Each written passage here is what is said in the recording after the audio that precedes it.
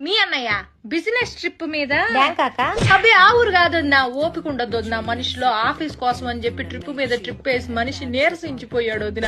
అందుకే ఈ దేశంలోనే అదేదో ఊరమ్మా, గోవా వెళ్తున్నాడు ఈ మధ్యన. ఆ ఊరు కంటే ఈ ఊరు ప్రయాణం సులువుట, చిటుక్కుమంటూ వెళ్తాడు వదిన. లగేజ్ కూడా పెద్దగా ఏం ఉండదు వదిన, 2 నిక్కర్లు పట్టుకెళ్తాడు. నిక్కర్లు ఏందయ్యా అంటే ఫారినర్లతో మీటింగ్ రాజ్యం, మామూలు విషయం కాదు, ఫ్యాషన్ గా ఉండాలంటాడు.